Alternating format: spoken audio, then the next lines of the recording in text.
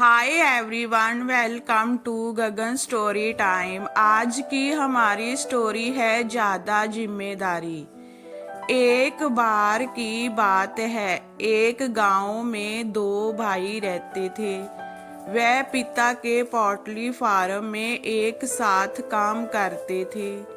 साथ काम करते हुए कुछ साल बीतने के बाद बड़े बेटे ने देखा पिता उससे भी ज्यादा छोटे भाई को जिम्मेदारी और इनाम दे रहे थे। बड़े बेटे को यह अच्छा नहीं लगा, क्योंकि दोनों भाई एक साथ काम करते थे और बड़े होने के नाते ज्यादा जिम्मेदारी उसे मिलना चाहिए। लेकिन पिता ज्यादा जिम्मेदारी छोटे बेटे को दे रहे थे। बड़ा बेटा अपने पिता के पास गया और कहा, मैं बड़ा हूँ, फिर भी आप मेरे से अधिक जिम्मेदारी छोटे भाई को देते हैं। ऐसा क्यों है? मैं तुमको बताऊंगा, लेकिन पहले तुम मोहन चाचा के फार्म में जाओ और पता करो कि उनके पास बिक्री करने के लिए मुर्गी है। हमें स्टॉक में जोड़ने की जरूरत है। वह गया और जल्द ही वापस आकर अपने पिता को कहा, हाँ पिताजी, मोहन चाचा के पास मुर्गी है, वह हमें बेच सकते हैं। पिता ने कहा, ठीक है, अब जाओ और उनसे मुर्गी की कीमत पूछो। वह फिर पोल्ट्री फार्म में कीमत पूछने गया और लौट आया। पिता को कहा, उन्होंने कहा कि हम प्रति 100 रुपीस के हिसाब से मुर्गी खरीद सकते हैं।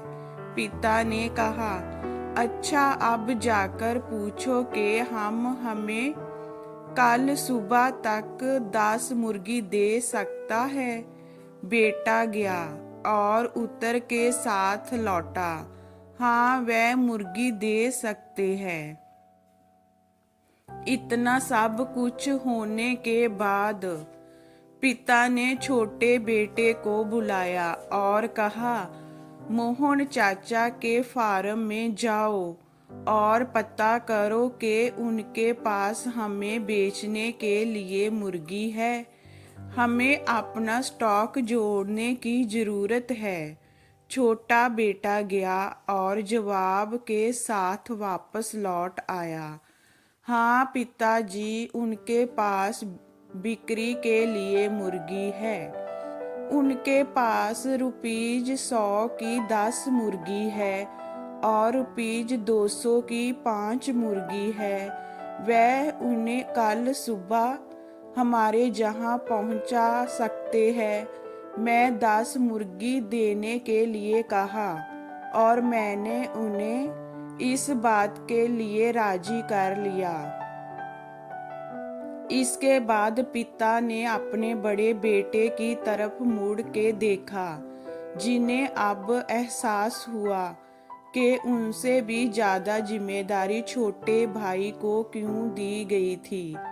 उसने अपने छोटे भाई की प्रशंसा की।